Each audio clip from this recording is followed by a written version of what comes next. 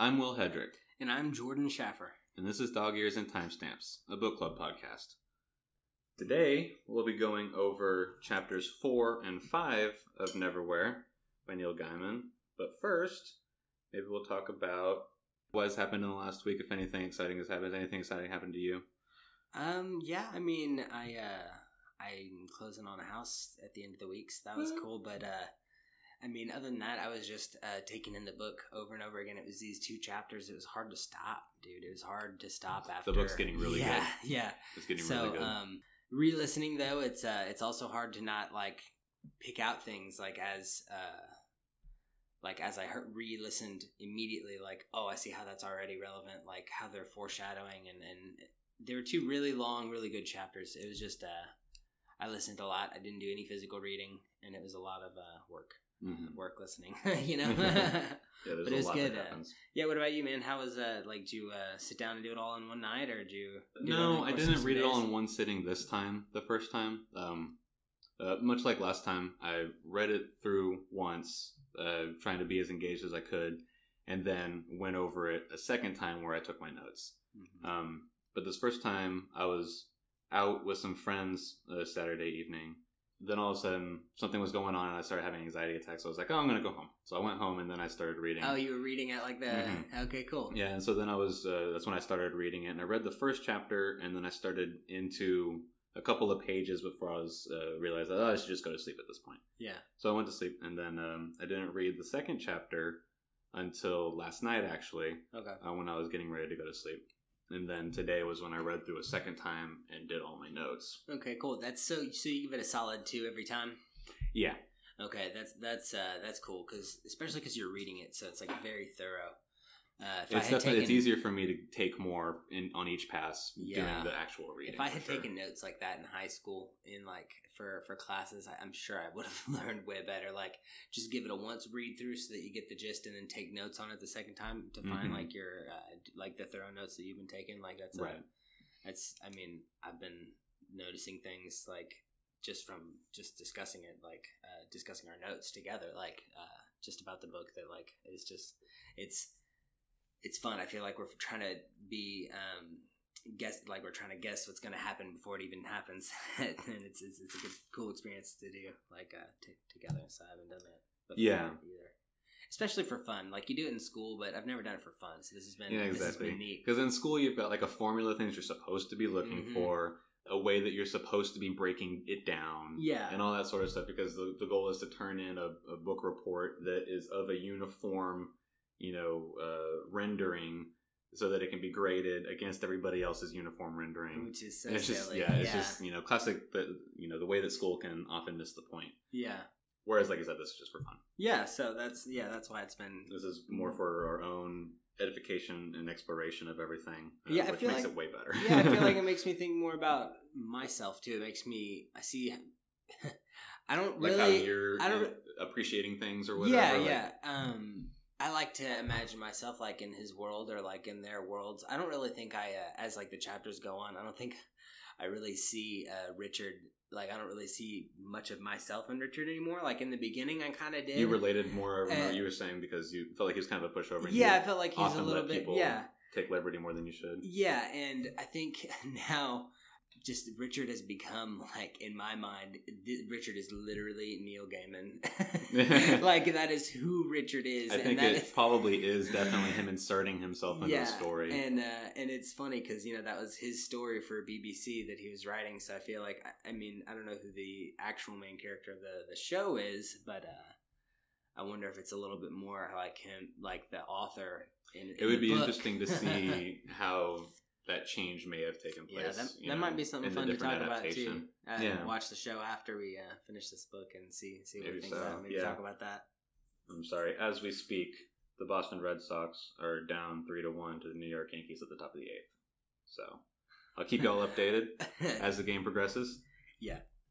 So I guess let's. I don't even know half the words you said, dude. Well, sports ball. Yeah, sports and ball. All right, it's exciting. This is the time of baseball that's really important because we're coming to the end of the season. The playoffs are going to start. The Red Sox are the best team in the league right now. Yeah. Right after that is my other team, my main team, the Houston Astros. So this is all important stuff.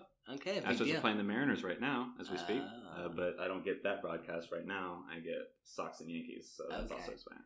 So that's all right. Cool. Probably the best rivalry in sports history. So, Red Sox and Yankees. Baseball, man. Just sports, dude. I get it. It's cool. It's like a new episode of like something exciting every time, but there's a high barrier to entry, for sure. Dude, did you even play a lot? I mean, you played all the sports, but I played everything like Pop Warner League level stuff, when we were kids. Yeah, I got you. But then the second that we got into like that wasn't any a real like league, real right? competitive, Like, anything that was like really competitive school wise, I was already out of it. Oh, okay. I played basketball longer than anything because that was the one that I was better at. You're always tall. I grew taller quicker than everybody, and then everybody very quickly caught up to me and then surpassed me. I was like, God damn it, I thought that was my thing. I was going to be the tall kid. Anyways, we'll go ahead and get started. Yeah. So, starting in chapter 4, page 70 of my edition, the 77 of the author's preferred text. I'm just kidding. The fancy version. So Krupp and Vandemar are killing time in their hideout, the lowest level of a long abandoned hospital. It gives a pretty lengthy description of the hospital and how it's dilapidated and just gross. Yeah, it's a fun little description about it. Just they were dark. It paints a good picture. Yeah, there were just a bunch of little corners that had like just looked like had been neglected for years, and it's just like he does a good job letting your mind. And I like the way that he sort of describes things too, because he takes you down the literal path to where they are in the hospital. Exactly. It's and if you take the stairs down to the lowest level and then force your way through a mostly rotten wood floor, and so I like that sort of style and description. Yeah, he does a really good job with that. I like how he's been doing that. Oh, but yeah, they're like you said, they are killing time, and Mr. Krupp finds a 50-year-old box of razor blades. And he starts playing with those razor blades. And when I read that, I was thinking, what kind of razor blades? Like, because when I buy like individual little razor blades, those are light, like small and skinny. The reason I bring that up is because he does this little demonstration of a small demonstration where I had to re-listen like 2 or 3 times because it sounded so weird. He like puts his hand on the wall, but like only an arm's length away, and throws these razor blades. And they embed into the wall between his fingers. Yeah, so like with awesome accuracy and precision, but are they these light little razor blades? Like I'm thinking, the ones I'm talking about, I would assume so. That's insane then. But I think that, and even if they are like of a heavier grade from being back then. Yeah, I wouldn't and all think that like sort of straight stuff. razors. Because the phone is made of something that's really old as well. So you think maybe like so maybe they were like a heavier grade. No, not straight razors, because they're a box of razors. Yeah. So who knows? But then all that aside, they're otherworldly. They have otherworldly strength. So it wouldn't be impossible for them to even take like the light grade razors that we have today and embed those in a wall. Yeah. I'm sure that's nothing for them. Either way, it's they're killing time. Yeah, they're bored and they're just trying to show off. And Krupp does this cool little trick, and Vandemar's not impressed. Yeah, this is just like an exposition and why they're reiterating how weird they are. The excerpt I have here is Mr. Vandemar was unimpressed. What's so clever about that, then? He asked. You didn't even hit one finger. Mr. Krupp sighed. I didn't, he said. Well, slip my gullet, you're right. How could I have been such a ninny? Such a ninny. And he asked Vandemar to show how it's done. Vandemar ends up just throwing the knife through his hand. Still, when you think about the razor blade, like either way, that's crazy. So it's just them being weirdos. Yeah, just bored being super and weirdos. Weird, but it's stuck in his hand, and now Vandemar's got his hand stuck in the wall. Stuck to the wall, right? I like the way Krupp answered the phone too. He's like, Mr. Krupp picked up the earpiece, which was on a long cloth-wrapped cord, and spoke into the mouthpiece, which was attached to a base. Krupp and Vandemar, he said smoothly, the old firm, obstacles obliterated, nuisances eradicated, bothersome limbs removed, and tutelary dentistry. It's like torture. Right, yeah. Anyway, the guy on the other end of the line was not having it because almost immediately after, he's like, "Oh yes, sir, yes indeed." Yeah, like he's he's just sick just of like his. he doesn't want He to. talks too much. Yeah, Croup is just such a little like sniveling little dude. Yeah, he's just slimy. He's a fox. Exactly, and foxes are so cute too, but not this one. Right. Not the sewer foxes, Right. I guess. So they have that conversation about, whatever it is that we only hear Croup's side. Mm-hmm. At the end of it, he hangs up. Vandemar wants to know who it was. Yeah, who was that? Croup goes, our employer, said Mr. Croup. It seems the other one isn't going to work out. Not old enough. It's going to have to be the Door female. So what I get from there, their employer doesn't just need Door and her family out of the way. They need them for some sort of process first. We know that Door has a brother who we assume is older and a baby sister. The baby sister might be the one in captivity who is, quote, too young. Okay, like she hasn't been taught about maybe how to open the door. Who Yeah, knows? they need their magic ability of door opening, whatever it is. But it seemed like obviously the parents were too strong of will to. Yeah, they wouldn't be usable. Yeah, even by how crazy powerful Croup and Vandemar are. I think that's why I think that we end up assuming that Croup and Vandemar are the ones that murder the family, because it does tell us. It does explicitly say that Croup kills Door's mother later on. Yeah, so that's pretty much all I have. And then we finally go and resolve the Richard. cliffhanger. Yeah, we resolve the cliffhanger of what's happening to Richard. So we jump ahead, and Richard is likely about to die at the hands of Lord Ratspeaker. A rat shows up. It's the one that had brought the message from Carabas to Richard's apartment. His name is Master Longtail. Master Longtail orders the Lord Ratspeaker to have someone accompany Richard to the floating market. One fun little part I thought about when Lord Ratspeaker and Master Longtail interacted together, I just thought it was funny because the way Neil Gaiman portrays Lord Ratspeaker, he just portrays him as a gross rat. The way he portrays Master Longtail is like the cute little rat you buy at PetSmart, so right. He even like everybody bows because Master Longtail comes in, and like basically Master Longtail coming in saves Richard's life because he gives a little squeak like, "Hey, don't touch him." When Lord Ratspeaker goes down to like pick up Master Longtail, it's funny because the little part I have, it says the rat stepped a little disdainfully, it seemed, into Lord Ratspeaker's grubby hand, and the man held it respectfully up into Richard's face. It waved its tail languidly as it inspected Richard's features. "This is Master Longtail of the Clan Grey," said the Lord Ratspeaker. "He says you look exceedingly familiar, and he wants to know if he's met you before." And anyway, that's what you were saying. He wanted to know if they had met before. It ends up being the one. He tells everybody that he's like, "Oh, it's that rat, the one that took the message from Marquis de Carabas.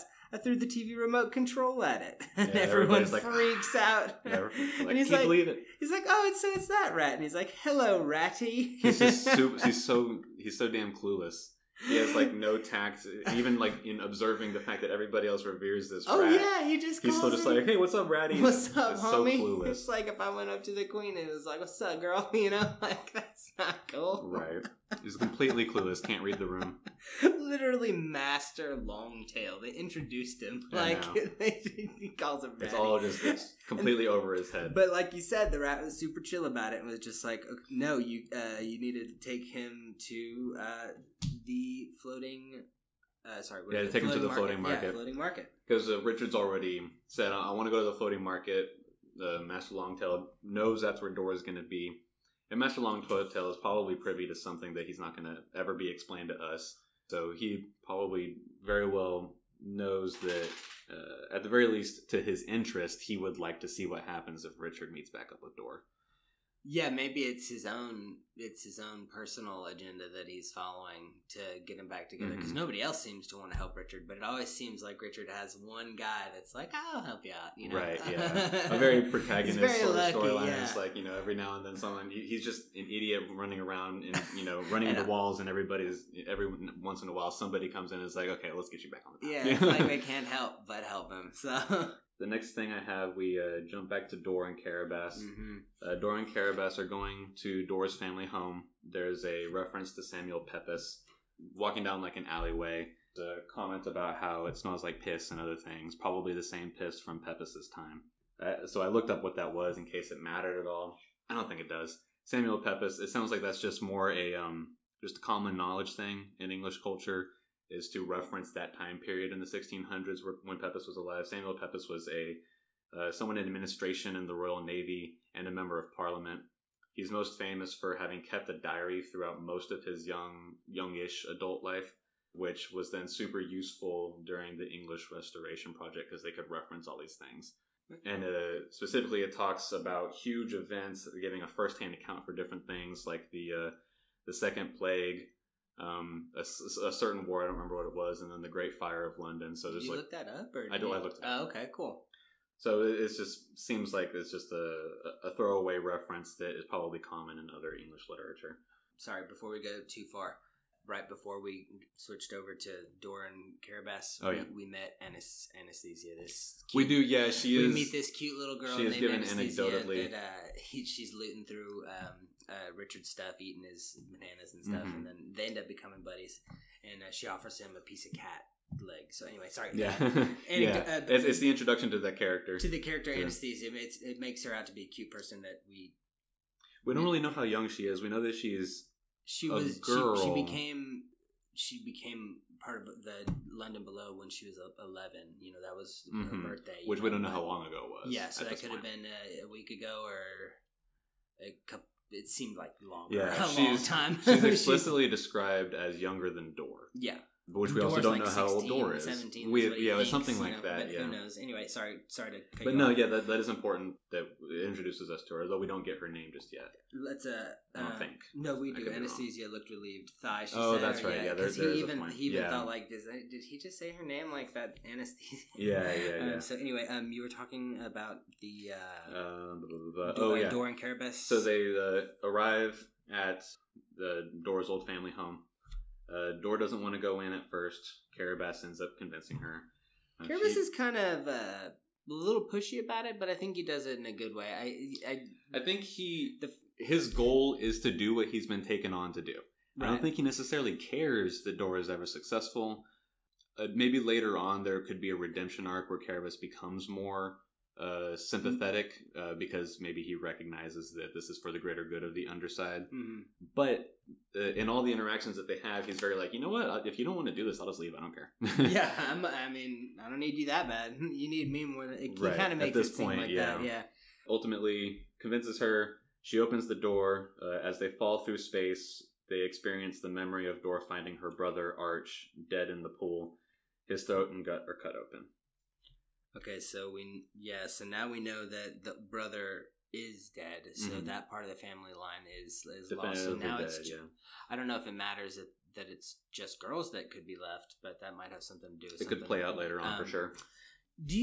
So in the book it has the memory like as italicized. Do you do anything in your head with that, like to make it a little spooky or whatever? Because in the audio version, it like kind of it almost has like his voice. And then like a 0.01 second lag on his voice, and then drop down an octave. So it's like blah, blah, blah, it's like a little just puts like an effect to like it, a little spooky effect on it. Yeah, and it's kind of cool, but I'd prefer it. I definitely visualize it. That's cool. I visualize it in the way that I imagined they would do it, like in the TV show where it's the colors washed out probably. Yeah, it's in probably like a grayscale almost. And there's like a tunnel vision effect probably because it's through her perspective. It's her memory. Mm-hmm. In this one specifically, she's going throughout the halls trying to find somebody like, hey, is anybody, I'm back. What's going on? And then she comes across Arch in the pool floating and he's, cut. Yeah. So that's how I see it. Cool. I really like that. I thought it was a little distracting in the audiobook to have the little double effect. I sort of can't even tell you. That would bug me too. I honestly can't even really tell you what the memory was. It was neat. And sometimes it's fun in the audiobook. They'll have like this like recurring song that's like something big's gonna happen. Oh, yeah, the build-up sounds. But that was not right here. They did the spooky sounds for this one, and then so anyway, they hear that memory, and Carabas, it's almost like he got punched in the heart. Yeah, he wasn't expecting it. That hurt, said the Marquis. He rubbed his forehead hard. Oh, sorry, punch in the head. He rubbed his forehead hard, twisted his head around on his neck, as if he were trying to ease a sudden painful crick. Memories, she explained. They're imprinted in the walls. So that's cool. He raises an eyebrow. You could have warned me. Yeah, you could have warned me. At that point, they're in the entrance hall. Carabas makes a comment about, oh, this is interesting decorating, referencing all the paintings that are along the walls, which the paintings are just paintings of different rooms. These are evidently the portals to the other rooms. Dora goes on to explain that paintings are the way to access the other rooms. From the entrance hall, they can access every room in the house. Carabas even asks, where are the other rooms? He says, I don't know. They could be miles away. They're spread throughout the underside. That's a beautiful thing for the imagination to think that, like, this house is connecting all these rooms, but they're not connected as, like, they're not physically connected. They're magically connected. That's such a fun thing for at least for my imagination. Like, when I imagine her dad's secret hideout, basically, and, like, or not even her dad's, because it's her family's, you know, she knows how to get in. Mm-hmm. Yeah, it's a setup that her grandfather put together. Oh, yeah, it says that. Sorry, she mentioned in that explanation, she then goes on to say, we should have been safe here. Nobody should have been able to hurt us.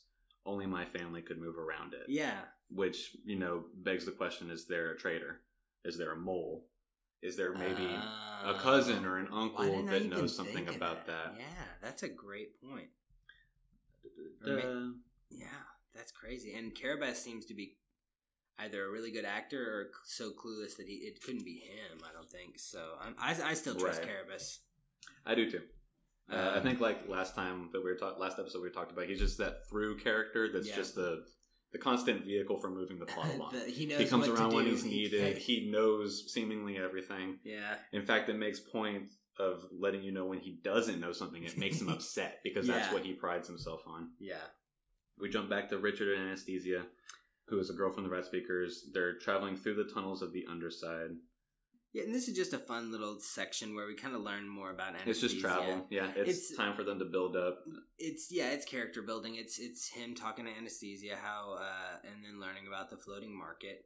And then, you know, Richard also starts to learn that he doesn't exist in his world anymore. He gets further confirmation on it. Yeah, and it's something that he was suspecting. Yeah, he doesn't exist anymore. Really, there's no way back. He's fallen through the cracks. He's one of the people from below, but he's still so fresh, I guess, or maybe not even, because he just hasn't been given a solid explanation on anything. Yeah, everybody still seems to recognize him as like an outsider, but he is now invisible to his own kind. So he's inescapably a part of everything now, but everybody knows that he just got here. You know, it's funny. He's new to the party and everybody knows it. But that's not how anybody else, it seems like, has ever gotten in either. Everybody else, so in this little story, it talks about how Anesthesia. This is the only origin story of getting to the underside that we have. Yeah, so far. It talks about how Anesthesia, like, her mom was crazy and used to, like, beat her, and then child services came and they took her twin brothers. I don't think her mom ever beat her. Yeah, probably. It just said that she was crazy. She was crazy, and she has a breakdown one time, and then that's when child services is like, okay. Yeah, and then they made her move in with the aunt who had an abusive boyfriend that was, it alluded to probably... There might have been some sexual abuse and stuff like that. Physical and sexual abuse, and then so Anesthesia told her aunt, and then her aunt started to beat her. I remember it saying her aunt did beat her. I think you're right. I don't think her mom ever hit her. I think it explicitly says her mom didn't, but her aunt did. Mm-hmm. She runs away. She basically becomes kind of like a rat. She's picking up the trash. She's just like homeless, and then the rats just take her in or whatever. She goes to sleep and then she wakes up in the underside. And that's what it is. It says she comes to, which I thought was funny. Like, that's almost something you hear about, like a magic spell was given to put on her, or like drug addicts. They come to. They don't, or they like, you know, they wake up like from their thing. Like, they don't just. Well, it's a description that's given to whenever you've become unconscious. Yeah, I guess that's true. More than just having gone to sleep or something. Yeah, that's. I guess maybe drug addict is the wrong thing, but like getting so messed up that you don't remember, and then you come to, and like at the end of The Hangover, you know, they all came to afterward. You know, it's more a lack of consciousness than it is going to sleep. So that made me kind of think, like, I wonder if this is some sort of. I know this is a little too early to start guessing this far, but I wonder if Richard is just in like a purgatory, you know. So that'd be kind of a lame ending, but that's just kind of because he's Neverwhere, you know. He can still go to London Above. People just don't notice him. Him and Anesthesia even take like a little route through London Above as they're going because she has to take him to the floating market. So she takes him on a little. They go like on a shortcut. Yeah, through London above, but nobody even really notices them. So and I think that that's certainly a possibility, but I think that's kind of at this point kind of a wild theory. Yeah, like it's definitely out there, but not outside the possibility. Yeah, I'd be a little disappointed if I guessed at this early on. Let's see. My note here is that Anesthesia is given an opportunity to be made cute and endearing, as all expendable characters are. I thought it was funny. It said she giggled like a Japanese girl, covering her face with her hand as she laughed. And then she shook her head because Richard had asked, so like, you're a rat? Are you a rat? Yeah. And then she's like, I should be so lucky. I wish. Nah, I'm a rat speaker. We talk to rats. We'll just chat to them? Oh no, we do stuff for them. I mean... And her tone of voice implied that this is something that might never have occurred to Richard, unassisted. There are some things rats can't do, you know. I mean, not having fingers and thumbs and things. Hang on. And she pressed him against the wall suddenly and clamped a filthy hand over his mouth. She blew out the candle. Nothing happened. So this is a part where it talks about how they run into some other people and basically... As the people walk by and she doesn't want them to know that they're there. I guess rat speakers are probably like... probably bottom of the food They could chain. be lower on the totem pole. Or even just that because he asked her who was that and she just says it doesn't matter. And he goes, well, how do you know that they wouldn't have been happy to see us? And then she's just like, she gives him a look like, don't you know we don't want to meet anybody? Yeah. So I think, dude, we don't. Right. It's probably just Richard. It's probably not even her. Maybe so. The way that I interpreted it was just like when you're traveling in the tunnels, it's better to just not ever see anybody for any reason. Probably. It's probably spooky down there too. I'm surprised he didn't go into anything about that. But and so then after that short bit between them, we jump back to Dor and Carabas. Dor and Carabas enter Dor's father's study to find his journal. That's what they're there to find. Yeah. They have an imprinted memory of Dor's mother, Portia, and her little sister, Ingris, watering the plants in the conservatory. Portia is slain by Mr. Croup. No description of what happens to Ingris. So there's no description of what happens to Ingris, and then that's the end of the imprint memory. They enter the study. Dor greets a bust of her father, named Lord Portico. Carabas has the thought Caesar as Prospero, which I have... talk about that a little bit. That was interesting when we were talking about it beforehand. This appears to be like a 2-in-1 reference of betrayal. We all know the story of Julius Caesar, Et tu, Brute, that whole play thing that has been done a million times. Then the second part of that is Caesar as Prospero. Prospero is the main character of Tempest, William Shakespeare's last play or last unassisted written play, where he didn't have assistance from anybody else, is the theory. Prospero is the main protagonist. His arc basically is that he gets betrayed by his brother and loses his dukedom, and then a sequence of event happens where he ends up on like an island. The titular Tempest is happening around the island, but he's like a magician, described as a magus, which is sort of like somewhere in between a magician and a scientist. And is it? Yeah. Oh, I didn't know that. That's cool. And at least contextually, not explicitly, but sort of contextually, he's got all these machinations and he's manipulating everybody, and ultimately it's just like a complete like good ending where everybody gets what they want. He gets back his dukedom. The issue gets resolved with his brother, blah blah, all this stuff. So he's just like a string puller, and he gets betrayed. And so I think that they're trying to paint a picture of what Lord Portico was. Yeah. After having now had a couple of these memory imprints, Carabas is like, well, how weren't you also murdered? Dor says, well, I was on an adventure at the time.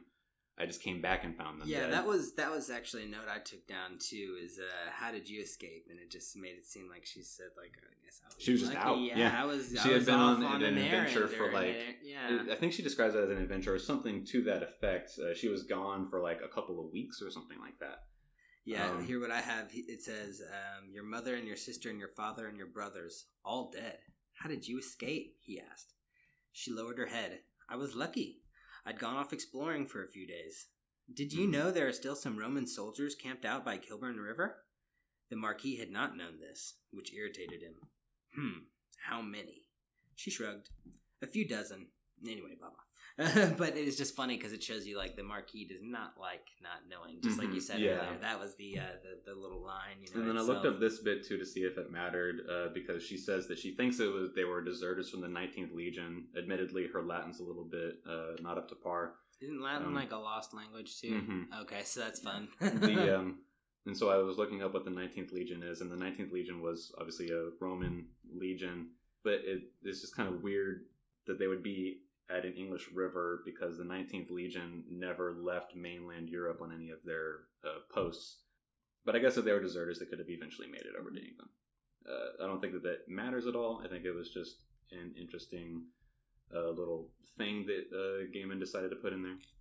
As Dor is thinking about where the journal may be, or if their journal even is in the study, Carabas is looking around. He notices something on Lord Portico's desk. The excerpt goes, "Interesting. It was a small statue of a boar, or a crouching bear, or perhaps a bull. It was hard to tell. It was the size of a large chess piece, and it had been roughly carved out of black obsidian. It reminded him of something, but of what he could not say." So then my note on that is, Carabas finds this reference to the dream Richard had the night he saved Dor on Portico's desk. He pockets it without letting Dor notice. It is at this time that Dor finally finds where her father's journal is. Is that a reference that he would get from... Did Richard tell him? Or? No, that note is from my perspective, sorry. Oh, yeah, okay, that makes sense. Yeah, then now I get it. Yeah, Carabas finds this reference to the dream Richard had. So from the reader's perspective, we know that this is a reference to the dream that Richard had. Exactly, that's what I was thinking as well. Carabas knows that it's something, so obviously this large beast is something relevant. That exists in this world, and Carabas, being somebody who knows a lot of things, that's probably knows whatever this legend is or whatever. It just can't come to mind right now. Then it goes to Richard and Anesthesia. Richard's asking Anesthesia a bunch of different things. She is the first person he has been able to talk to at length since becoming a part of London Below, and she is entirely responsive. He asks what barony Dor belongs to. "No barony. She's of the House of the Arch. Her family used to be very important." Used to be? Why did they stop? Somebody killed them. Boom, that's what we were talking about earlier. Sorry. Richard then asks about the floating market. We get confirmation of things that we know already. It changes location, and there's a standing truce over the market. Anesthesia talks about being scared of the way to the market's upcoming location.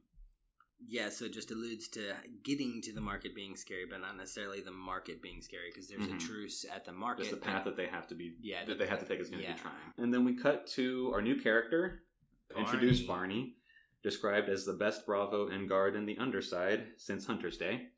Small confrontation with Krupp and Vandemar, which is used to reemphasize how strong they are. Yeah. They are, quote, hiring him to be taken on as Dor's bodyguard so that he can help deliver her to them.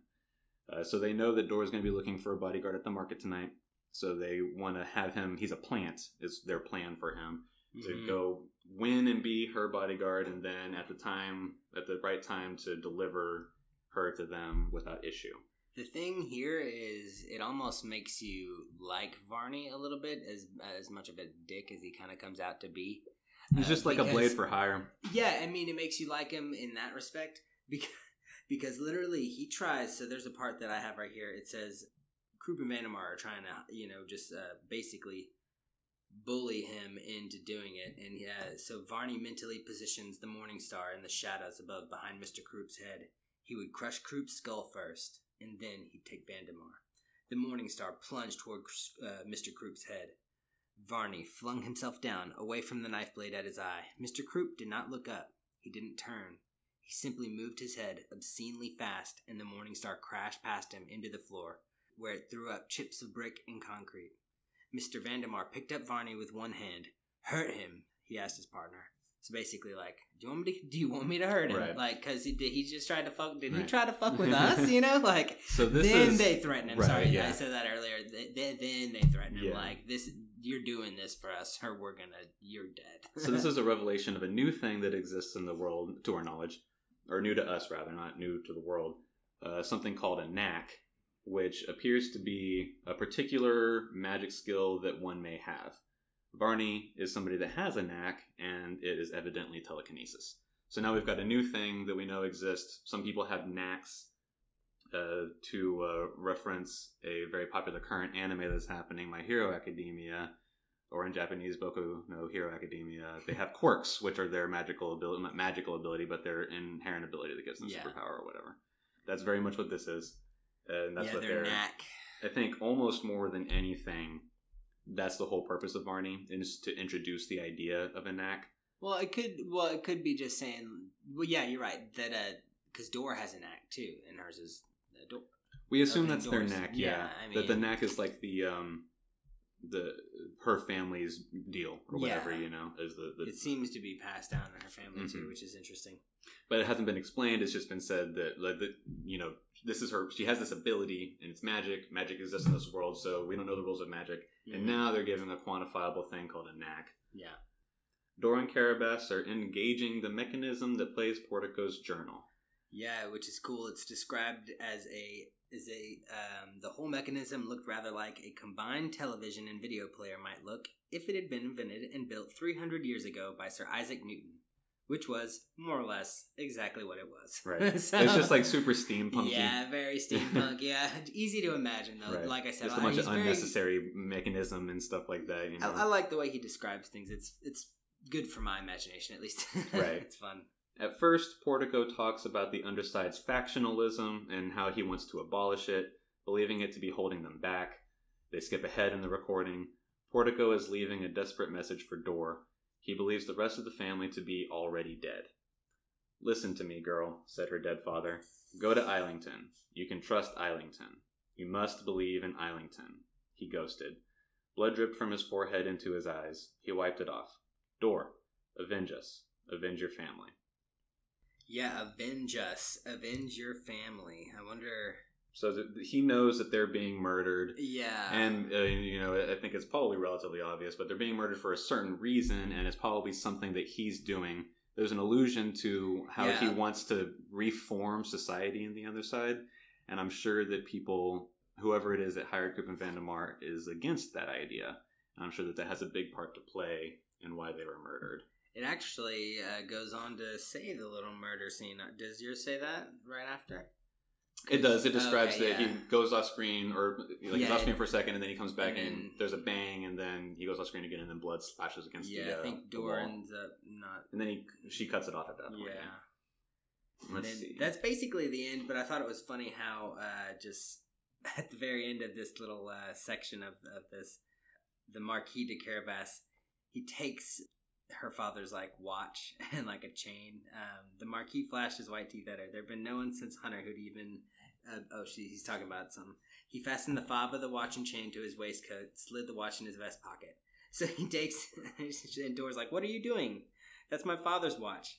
He's not using it anymore, is he?" And so he just takes his watch, and she's cool with it. It's another... he's stealing stuff. Yeah, it's just another illustration of his lack of morality. Yeah. He's completely neutral to everything. He basically only follows his own code, whatever it may or may not be.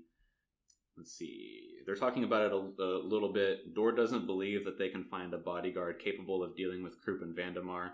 There's another reference to Hunter, the Bravo mentioned by Varney in his description of how good he is. Mm-hmm. So now we've got two references to this Hunter character, whoever it was, some legend. Let's see. Then we jump to Richard and Anesthesia. Richard and Anesthesia reach Knightsbridge, the obstacle to the market that Anesthesia was so afraid of.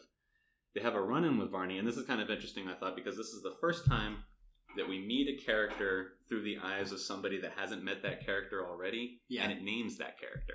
So Richard has no reason to know that that's Varney. Whenever we already know that Dor's name is Dor whenever Richard first meets Dor, but he doesn't know that, so the book describes her as the girl. Yeah. There's other cases of that also happening for different characters, but at this time, and this is probably just a lapse in writing, but the book says, and then Varney, gets mad and blah, blah, blah, blah. Yeah. But there's no reason that Richard would know that his name is Varney. Only we know that his name is Varney. Yeah. He describes Varney as a Rasta guy, right? Like a big... No, that's later. Oh, that's one later. of the guys in the auditioning. There's some last minute endearing towards Anesthesia. A woman shows up and says she'll cross the bridge with them because there is a safety in numbers in crossing the bridge. She appears to be an adventurer of sorts and is the most beautiful woman Richard has ever seen. Yeah, she is carrying a staff and had a knife at her belt and an electric flashlight strapped to her wrist. She was also, without question, the most beautiful woman that Richard had ever seen. So, quick update on the game. Boston brought it back within one run, but ultimately lost. Which is fine, because the Yankees are going to just be a wild card team anyways. So they agree to cross the bridge, but so when Richard has his run-in with Varney, it shows that Varney's a little intimidated by the bridge because, like they said, there's safety in numbers. The Knights Bridge is definitely a known thing that people have had to deal with before. And Varney has like a gang with him, and he makes it sound like, doesn't make it sound like it's just Varney crossing the bridge by himself. It makes it sound like he's got a posse so that he can for sure make it across. Right. Whereas we only have Richard and Anastasia. We meet this adventurer woman. Adventurer. As they're about to cross, Richard looks at the woman in leather. Is there anything really to be scared of? Only the night on the bridge, she said. The kind in armor? The kind that comes when day is over. Yeah, I didn't get it. And so they're kind of like, Richard's like, okay, he doesn't know what to think about that. So then they start to cross. The darkness is a physical thing. The woman describes it as every nightmare and every fear that has ever happened since the beginning of man. Richard hallucinates in the black. It is of the beast again, and like in the dream, he dies to it. Over and over, until suddenly they are out of the night and over the bridge. I thought that was pretty intense. It said, like, he died, but he kept walking. Because it's a hallucination. Yeah, it's just, that's... it shows that he's going through the hallucination is very real to him, but he's able to persevere, able to persist. Yeah, and he's got some strong will. Or it's the fact that he had Hunter and Anastasia there with him. It could just be that he was there with people that he felt like he could trust, so that gave him the strength. Or that the whole thing is just so unreal and so otherworldly that he can't help but persist because, it's hard to, believe something that you have no reference point for, So maybe that works to his advantage that he's not from the underside. Yeah, maybe it does. So they make it over the bridge. Anastasia didn't make it. The bridge takes its toll. Her necklace of quartz beads tumbles broken down the slope of the bridge towards Richard. He is distraught, ultimately takes one of the beads and follows the woman. Yeah, Richard insists on going back, because he's so, like we said kind of last episode, he's so good-natured, good-willed, and he lost his, only new friend, Yeah, this was his first friend in a while. And this new girl that looks like she knows quite a bit, he's like, we gotta go back and save her. He's pleading with her, and then she's like, where is she? She flashes her flashlight across the bridge. It's like, she's nowhere in there, man. She's gone. Yeah, what can we do? There's nothing we can do. She's well aware of what happens to people who get taken by the bridge. Yeah, and it seems like Anastasia knew that was a possibility, but Richard had no idea that was ever going to happen. So, but that's how they end chapter 4, which is sad. So then we move on to chapter 5. Richard and the woman approach the market through a tube station. He asks her what she does. She alludes to being a prostitute. The market is being held at Harrods. The woman leaves Richard. Long description of how weird the market is. It's for me, it's 5 pages of just describing the weirdness of the market, which is just painting a picture, which is, interesting and neat. Ultimately, doesn't do anything. Yeah, for me, it's more just kind of building the world. It's making it seem like, because everything in the floating market they describe as kind of being like Burning Man. You don't pay for anything, you trade for everything, and everybody's trading. There's no and money everybody's down selling. on the other side. There's no and lucky for Richard, because his freaking wallet and bag have been stolen, so all he has is whatever happens to be in his pocket, and he ends up trading his ballpoint pen and a book of matches for some dinner, a cottage cheese sandwich and some biscuits, and she thought she got a real good deal on him, the lady. She throws in a couple of extra nut cookies. And it's kind of just like a pretty typical description of a weird place to help illustrate a character who's out of their depth. He seems relatively friendly, though. It's just kind of like fun, it's almost like, the author just sits down and is like, okay, what's all the weird shit that I can come up with? Yeah. Or there's a lady selling trash and blah, blah, blah, all that stuff. There's a part that references somebody singing Greensleeves to the tune of Yakety Yak. Yeah, I don't know. What is Greensleeves? I know that Greensleeves, you've probably heard the melody before. Is it, Greensleeves is all my joy. Maybe, I don't know. Sleeves was my delight. It's a really old song, like super duper old. But to yakety yak. Yeah, wait, you know that song? Yeah. Yak. Don't come back. And so it's just like, him trying to come up with weird things to say. One thing that popped up is Hand of Glory. Are those common in a lot of that is something that's been referenced before.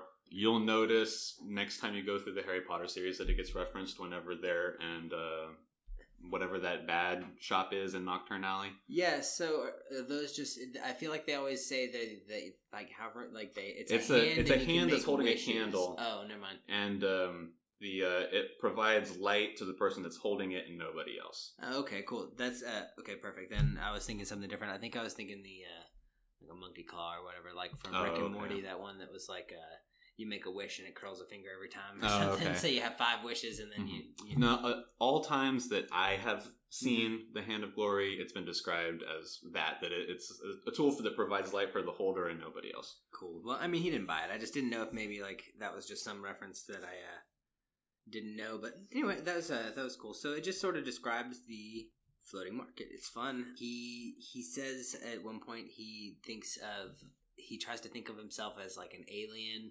exploring his London, and then he gets bold and then he starts asking people where he can find Dor and the Marquis de Carabas, and he ends up meeting Old Bailey again. So that was that's the man that he meets on the roof of Carabas whenever he first goes to run the errand for Dor to get Carabas. And Old Bailey's little what do you call the little sales areas, the little like his little stall. Yeah, his little stall thing. It says Old Bailey's Birds and Information. So he's like out here chanting that he's got birds that are good for eating and for like working, and that he's got information. And it's actually Bailey that recognized is Richard. Yeah, Bailey recognizes He's like, hey, Richard. you! I remember you from the roof. Remember you were with the Marquis de Carabas? And then Richard is just like, oh, yeah. Speaking of the Marquis, I'm looking for him in Dor. Where are you at? And then Bailey's what are you going to give me? Yeah, what are you going to give me? So he trades him a handkerchief. And Bailey fucking loves that shit. Dude, hankies are so gross, too. I know. Are they still a thing? I think so. I've seen people with them on occasion in real life, and it's gross. What a hipster thing that's probably going to come back. Oh, God. I sure hope not. Austin, steampunk Texas. And freaking... I always thought steampunk would take off, but it never did. It never became... It's impractical. Yeah, it is. It doesn't make any sense. That's so much effort for those outfits. It really is. Anyway, the one thing that I think that came up pretty much right after he learns where Dor is for trading his hanky. He learns where Dor and Marquis de Carabas are. I don't think he learns what they're doing, or he just says tells him they're down the hall auditioning, and Richard doesn't know what that means. He's like, and you can't miss the them. Auditioning. Yeah, you can't miss them. And the first line it says as it cuts into this new little section is it says, "Fashion in bodyguards seem to be everything." I just was like, what? Right, that is such a people. silly sentence. Yeah.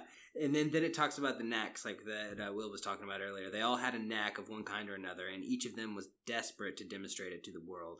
At this moment, Ruislip, was facing off against Fop with no name. Don't know the Fop with no name, blah, blah, blah. Anyway, it just talks about a bunch of fights that are going on at this moment. It's not in Richard's perspective anymore. It is now Marquis de Carabas and Dor's perspective as they are auditioning people for the role of being Dor's bodyguard. And there hasn't been anybody impressive, I believe they say, since Dor's day. So they're just trying to find... since Dor's day, since Hunter's day. So, the bodyguard audition, there's auditions. There's another reference to knacks. The auditions are one-on-one combat, like you said. Yeah. It's basically your standard run of events for this sort of thing. A victor of the opening fight is had.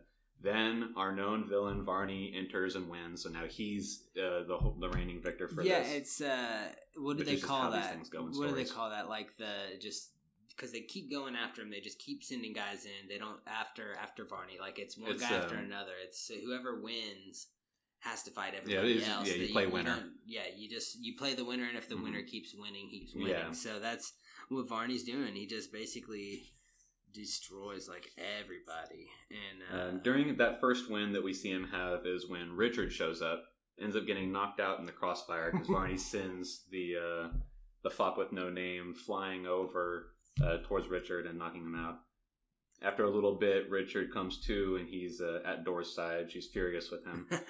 Temple and Arch, Richard, I don't believe it. What are you doing here? Temple and Arch, is that like the what the fuck of their world? Let's just be something like that, or like my God, or something like that, you know. It's nice to see you too, said Richard weakly. And then he kind of thinks there, he's like, I don't know. Like, again, just can't read the situation. Yeah. Silly Richard. Let's see. Varney wins another duel, which is against this dwarf dude who's super fast. Yeah, it kind of makes me think of like a Yoda fight, but right. Yoda didn't win, unfortunately. But Varney's crushing it. So Carabas decides that they've seen everything, or anything enough at least. Varney's the one that they want to hire. Yeah, Varney's in. So he's done his job. Yeah, he's getting taken on as the bodyguard. As the omnipotent reader we are, we know that's no good, you know. So then during the post interview with Varney, the woman from the bridge shows up, wants to audition. It's funny, we forgot to say, as Dor and Richard are kind of talking and meeting up, she's like, how did you get here? And he tells her that he ends up meeting the rat that came to like deliver the message to Marquis de Carabas. And it's funny because like every time Richard speaks informally about somebody, Dor corrects him like, oh, you mean Master Longtail? Oh, Lord Ratspeaker. Oh, right, you know, it's like you're saying, just play along, Richard, just to say them by their names anyway. So it talks. So then the woman from the bridge shows up. Oh yeah, but it's funny because Richard thought she was a prostitute, so he kind of even tells her like this. I think this hooker helped me get over here, and then he sees her come in, and then he's like, "Oh, that's her. That's the hooker." Yeah. So I thought that was funny. Sorry, I lost the train of thought for a second. Then you brought me back. So then the woman fights Varney. Oh yeah, she crushes Varney too, like totally a single blow. I had something takes a little that time. I briefly wanted to. It makes Richard feel completely overwhelmed because while he's watching her fight, he finds it to be like I think he describes it as extremely beautiful because she's just so capable, and then it makes him realize that there's no reason that anybody should be able to fight that way. Yeah, he's so out of his depth because like no one he has like a moment of clarity, like holy shit, like this is something I've never seen before that I would have never been able to see before because this is so unlike anything that would be necessary in my world. Yeah, so he's completely overwhelmed. So after she basically just like crushes him, Varney's like down, hunched over, bent over, and then he uses his knack. Well, not just yet. Oh, not yet. Sorry. So first they're. Marquis de Carabas is talking to her. And you were called? Says the Marquis. I am called Hunter, she said. Nobody said anything. Then Dor spoke hesitantly. The Hunter? That's right, said Hunter, and she brushed the dust of the floor from her leather leggings. I'm back. So this is the Hunter that was referenced twice earlier. Everyone says, where have you been? I've been hunting. And so then, to prove the point that she is Hunter, Varney gets a written chance to ambush her. Which she just immediately avoids like it's nothing. Just such a just a written opportunity to just reinforce the fact that she's a badass. And she hasn't lost it. She's still got it, you know. And another thing that happens like after she topples him, this is what I was with his knack too that I thought was cool because Varney uses his telekinetic knack after he's been beaten. Because he doesn't have a weapon on him. Well, yeah, you're right. He uses the crowbar initially to try and beat her, but then she disarms him and beats him like down. Then he's like embarrassed, so he tries to attack her while she's got her back turned and she's talking to Dor. Yeah, because Dor's like, "Can you really protect? Can you stop people from killing me?" asked Dor. Hunter inclined her head over towards Richard. Saved his life 3 times a day, crossing the bridge, coming to the market. Doesn't say the 3rd time. Yeah, but. There were 3 times, I guess. I think that's just to imply that there's things going on that we don't know about. Yeah. It's just another layer being painted onto her badassery. But, that's when it says that Varney, like, stumbles to his feet and uses his, like, knack to come at her with a crowbar. And then just... She just grabs it. Yeah, disarms him. She's just like, whatever. Yeah, she's like, are you done? Like, she also takes his knife, too, which is important for a scene that comes up in a minute. She, like, takes his knife and then puts it in her own pocket. She's like, this is mine. Yeah. Doesn't take all his weapons, but does take that knife, which I thought was kind of funny because that actually does become relevant later. Right. But anyway, and... So then during all this interaction, the bell starts to toll. It doesn't say how many times it tolls, so we don't know exactly what time it is. But it seems to signal that the floating market is at an end because now everybody's getting cleaned up and taking all the shit out of Harrods. The group is walking towards the exit. Richard is trailing behind. They're about to enter a tunnel. Mm-hmm. The whole time Dor is avoiding Richard. Hunter is just treating him as an irrelevance, it says. Carabas is actively trying to have him leave.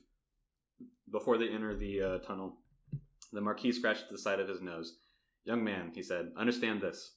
There are 2 Londons. There's London above, that's where you lived, and then there's London below, the underside, inhabited by the people who fell through the cracks in the world. Now you're one of them. Good night." And then he tries to enter the tunnel, and then Richard's like, "No, wait, I'm following too," because he's not done. That was just a really kind of epic line, I thought, from the Marquis de Carabas. Yeah, it's sort of like the late title card in a show, where you go through all the introduction stuff, and then Neverwhere, the late title card at the end of the episode. Exactly. So then he continues to follow them. Carabas ends up having another conversation with him, where Dorr and Hunter continue on down one tunnel. Carabas stops and gives him a short little speech about how he doesn't exist anymore up there. This is now his world. Get used to it. And then Richard doesn't say anything. He just stops and cries. Then we jump to Varney. He's running from Croup and Vandemar, knowing that he failed his job. He's I think evidently scared, though he's not necessarily frightened. He's just very aware that he needs to get the hell out of there. Yeah, he seems to me a little bit like he knows he's going to die as soon as... Yeah, he's 100% aware that he needs to get away from Croup and Vandemar because he has no chance against them. Oh, yeah. It does. It kind of just shows that he's running, he's scared, and then so he ends up getting to this... He reached the bottom steps next to the sign warning travelers that there were 259 steps up to the top, and only healthy people should even think about attempting it. I don't know what building they're in. And everyone else suggested the sign should use the elevator. And he's like, the elevator? Didn't matter, because in the time that he had gotten to the footsteps, Croup had already stolen the machete from his shoulder, and when he reached for his knife, because he noticed Croup was there, his knife was gone because Hunter had taken it. Yeah. And then he goes for the machete, and he catches Croup over there picking his nails with a machete. Then Vandemar just basically manhandles him and destroys him. So it's this whole scene is just to provide closure for Varney, who was just there to introduce the idea of Nax, and then also just reiterate that Croup and Vandemar are badasses. Yeah, that's all this is. Yeah, exactly. Because they absolutely annihilate them. It's graphic. So then we jump back to Dora's party. Dora's beside herself, guilty and regretful. She declares that they must go back and bring Richard with them. She goes on to talk about how he saved me. He didn't have to save me. Carabas is like, no, there's no reason to bring him along. What's wrong with you? Yeah. Hunter doesn't really say anything about it. Yeah, the Marquis raised an eyebrow. He was detached, removed, a creature of pure irony. "My dear young lady," he said, "we're not bringing a passenger along on this expedition." And then she just flips on him. She's like, "Don't patronize me, de Carabas." She sounded tired. "And I think I can decide who comes with us. You're working for me, aren't you? Or is it the other way around?" And so it's like she's almost just playing the trump card because she needs de Carabas, and he knows it. But she's kind of putting her foot down right here. But de Carabas, I guess, also needs her just as much. So there's a point where let's see, I don't remember exactly in the sequence of that interaction where this takes place, but there's an excerpt that I took here. She wondered briefly if it were simply the door that she had opened that had taken her to him, which had allowed him to notice her, or if there were somehow more to it than that. So this kind of gives more to the conversation that we had last episode about how the door found Richard. Yeah, is it because he was good, or is it just all fate stuff? Yeah, is there something more to it? I feel like it's got to be something more, because there's obviously somehow Richard. They're starting to play on a lot of fate stuff. He keeps bumping into the right people. There's maybe a prophecy or some sort of thing where there's definitely a through line that's being held to. Mm-hmm.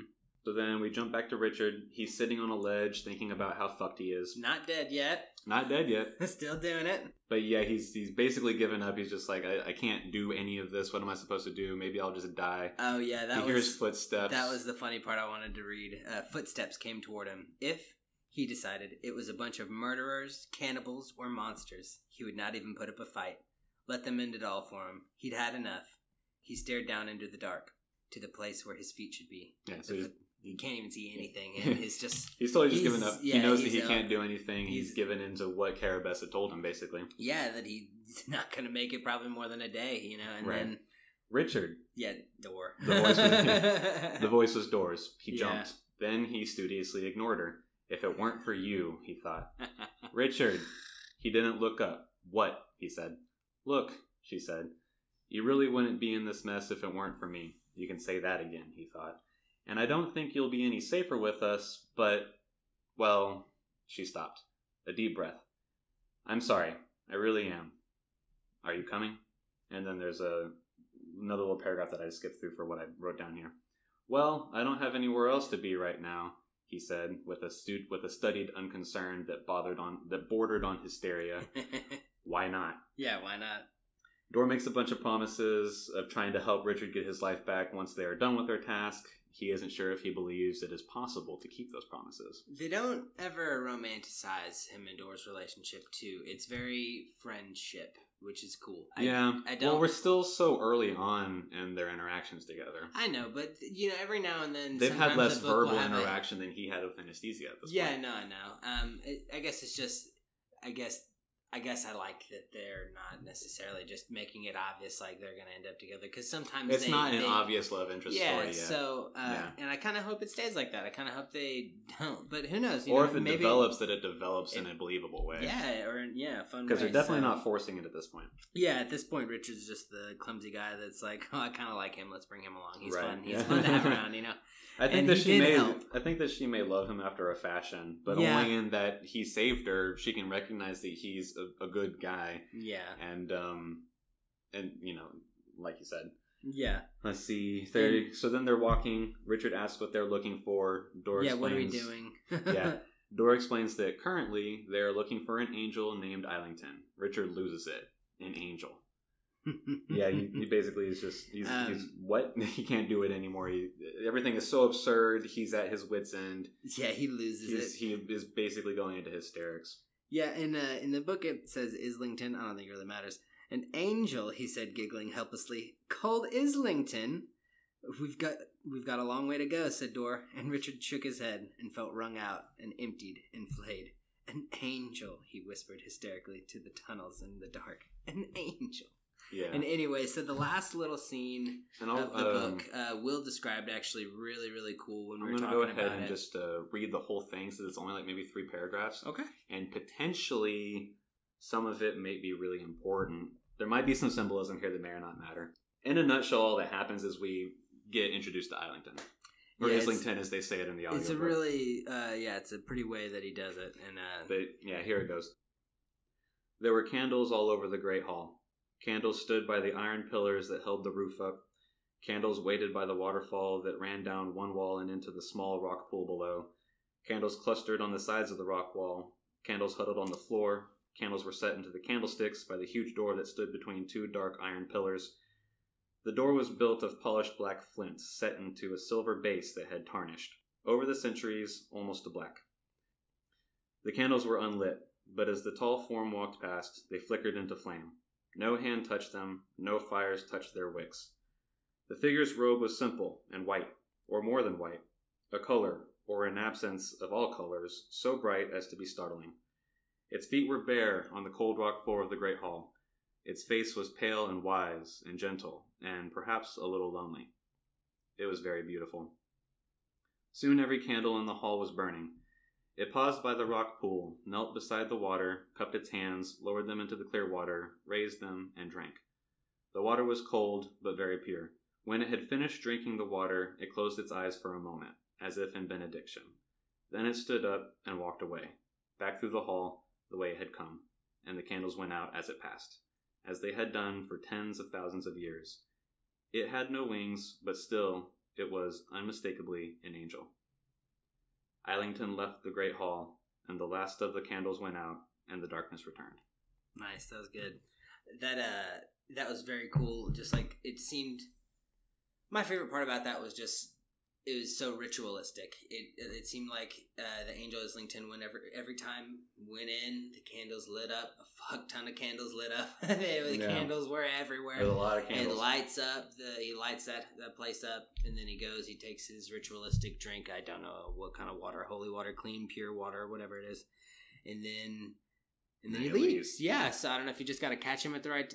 It doesn't actually give gender. This is just doesn't give like, gender. You just got to catch the angel at I don't know how you contact Islington, but it's cool. Well, I think this is just an introduction to the character. This would be like we were talking about when we were going over the notes before we started recording, this would be in an episode, the end of the episode, where they're walking down the tunnel.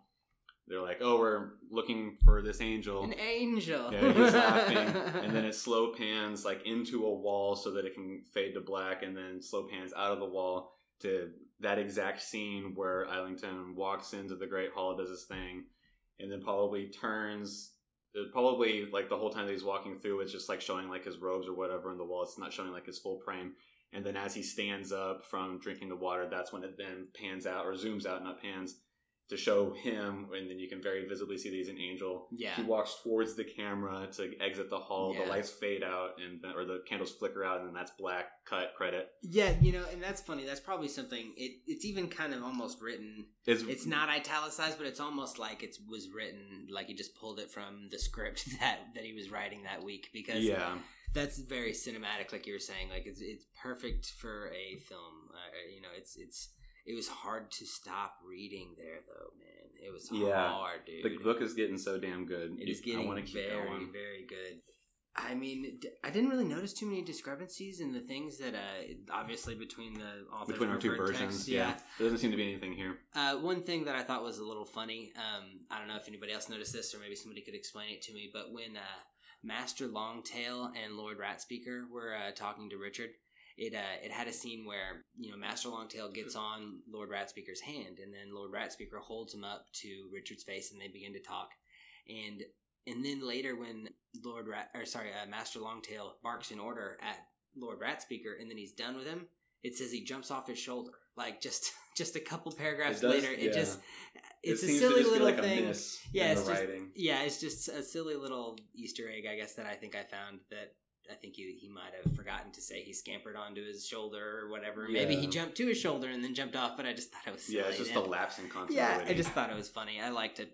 I do that in shows sometimes. I like to it is fun to pick out little lapses in continuity like that. Yeah, and obviously, it doesn't affect the quality of the book or anything. It's just funny that I thought, if you guys noticed anything like that, please let us know. I'd love to see discrepancies, especially between the two books. If you got any huge Neverwhere fans out there that really could tell us the differences between, that might be fun to hear. We're going to, because a lot of these chapters are much shorter than those two. Those were two long chapters. Good. We're going to go all the way up to chapter 10. Up to or through? Up to. Up to. Okay, so don't read 10. That should be, it's around 60 to 70 pages. Yeah, just like we did this time. At the pace that we're going, guys, it looks like we'll finish the book in another 3 episodes. We can section this off in about 70 to 80 page bits. Yeah, so we can keep it very consistent. I like the pace we're going. It's hard to stop, man. This book is very, very good. Anyway, let us know what y'all think about the book, what y'all think about the show. You can hit us up on our Twitter. Again, that is at ears_stamps. Yes. Right? And then you can also shoot us an email if you want to. We have a Gmail. It is dog ears and timestamps. Fully written out. Yeah, fully written out. At gmail.com. Sorry, dog ears and timestamps at gmail.com. Fully written out.